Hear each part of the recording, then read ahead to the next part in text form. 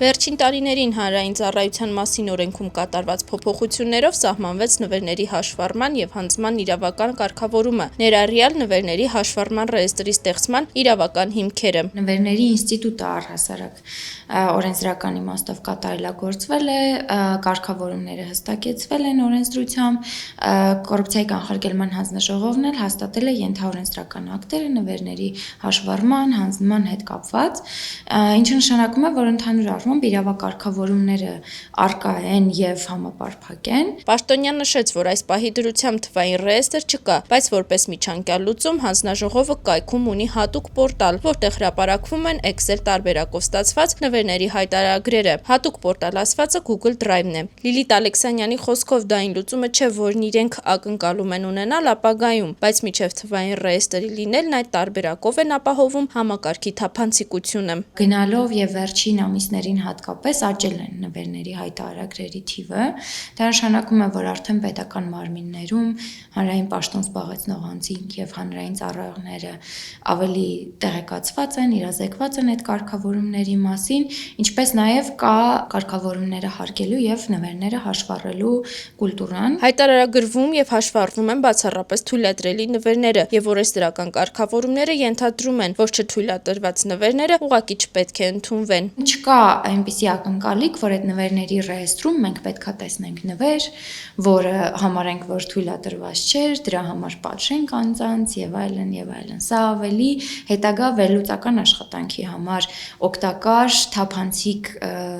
դատաբազա պետք է դառնա արդեն տարիների ընթացքում, որպեսզի օրինակ մենք կարողանանք հասկանալ պաշտոնատար անձանց կողմից նվերների ստացման հաճախականությունը։ Թույլատրելի նվերների մեջ են մտնում նաև արարողակարգային նվերները։ Թույլատրելիից ավելի բարձր արժեք ունեցող նվերները ենթակա են հանձնման։ 60,000 դրամը գերազանցող նվերները պետք է հանձնվեն պետությանը, 40,000 դրամը գերազանցող նվերները հաշվառվեն։ Մեր մտավախությունը, որ վիրավորանք կդիտվի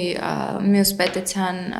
կողմից, եթե նվերը չվերցնի, դա տեղին չի, որովհետև դրանք թույլատրելի նվերներ են, ուղղակի դրանց վրա կան կարգավորումներ, գումարից կախված դրանք պաշտոնատար անձը տնօրինել եւ իրեն պահել, պարզ լեզվով չի կարող։ Լիլիթ Ալեքսանյանի խոսքով կանխարգելման տեսանկյունից գործիքակազմերը շատ չեն։ Կոռուպցիայի կանխարգելման հանձնաժողովի աշխատակիցները չեն կարող հսկողություն իրականացնել, օպերատիվ հետախուզական միջոցառումներ ձեռնարկել։ Նա շեշտում է, կանխարգելումը դրա մասին չէ։ Մեր ամենաառաջնահերթ խնդիրը նվերների ռեեստրի կառուցումն է, այսինքն մենք պետք է ստեղծենք, ինչպես օրինակ գույքի եկամուտների հայտարարագրերի դեպքում է, կամ օրինակ կուսակցությունների հաշվետվությունների ներկայացման համակարգն է, մենք պետք է ստեղծենք թվային պլատֆորմ եւ պետք է ամբողջովին թվայնացնենք այս գործընթացը, որպեսզի նաեւ հետո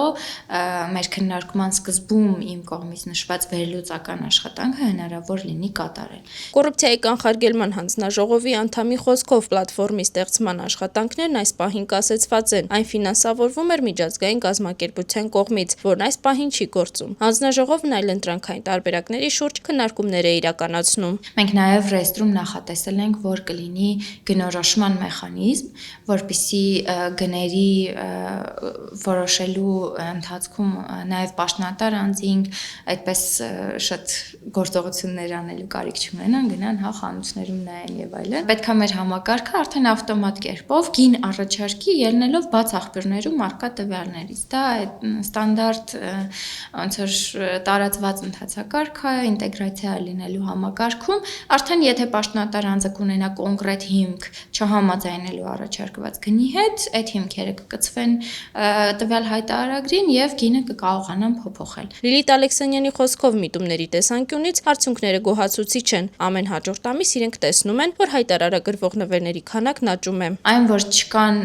ընդունված նվերներ, արդեն իսկ լավ է, որովհետև այս նվերների սահմանափակման իմաստը այն է, որ պաշտոնատար անձին կամ հանրային ծառայողները հնարավորինս քիչ նվերներ ընդունեն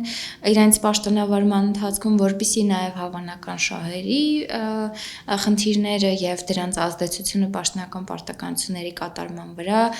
հասցվի նվազագույնի։ Ալեքսանյանի խոսքով արդյունավետության մասին խոսելը դեռ վաղ է։ Հիշեցնենք, հանրային պաշտոն զբաղեցնող անձը կամ հանրային ծառայողը նվերների հաշվառման ձևաթղթում լրացնում է մի շարք տեղեկատվություններ, այդ թվում նաև նվերի գնի որոշման համար օգտագործված ինտերնետային տիրույթի բաց աղբյուրների կամ գների վերաբերյալ հանրամատչելի տեղեկատվությունների լուսանկարները կամ նվերի գինը հավաստող այլ փաստաթղթեր։